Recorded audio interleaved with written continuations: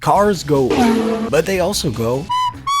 You know we have to talk about the best franchise to ever exist, Cars. They do the racing, they do the romancing, and most importantly, they do spy shenanigans. That's right, we're going to be talking about the magnum opus Cars 2. I have to preface, I'm a huge Cars 2 fanboy. Grew up listening to the audiobook, reading the comics, building the Lego. I'm pretty sure Cars 2 was part of some wider indoctrination campaign, and I was its sole victim because no one else I know had this connection to it as a kid. Or maybe I'm just weird as hell. Cars 2 is an elite tier film. I will not take any slander from anyone regarding this objective truth. I mean, this movie gave kids around the world insatiable crushes on. Like,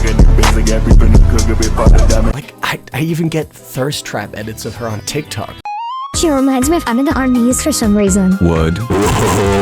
Cannon, I made her. Yeah, someone has to draw them as humans if no one has done it yet.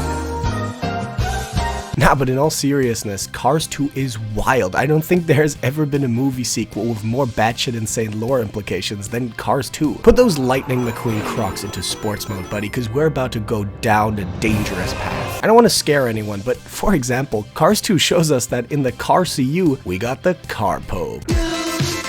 And he's on the Pope-mobile, but you know they're both cars, or human equivalent entities in this universe. So it's just the Pope standing on some poor peasant's shoulders. They got them Catholics in this movie. Crusades, hell yeah, religious persecution, car Jesus. If the church did it, so did the cars. Not to venture down the exhaust pipe or anything, but are cars the image of the divine creator? Is God a Honda Civic? Probably. Do cars well, they have kids, but as we see from Francesco, car parents are older models of their car, so that means no mixed cars? I'm gonna be honest, I'm not gonna get into those implications here. This is up to your goofy little minds to ponder. It only gets worse though. Tight airport security? Yeah. But wait a fucking minute. Oh hell no. Oh god. The exhaust pipes only get deeper and dirtier. Car militaries exist, machine guns exist, which implies colonization existed. Worst of all, the whole Cars universe has pubs and restaurants, which are only accessible to cars, but we know that planes and boats are also sentient and anthropomorphic. So are boats and planes and trains just not socially accepted among the cars? Are they seen as inferior beings? Are cars racist?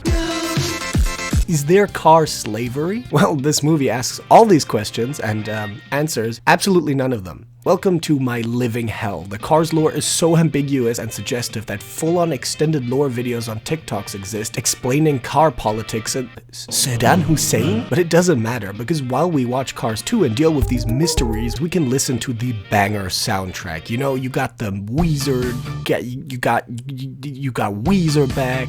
Fuck you! Fuck you! While we're at it, let's throw in some Michael Giacchino. You know that Oscar award-winning composer? Yeah, it. Let's get him to cook an insane spy score. There's no legal justification for the Cars 2 score to go as hard as it does.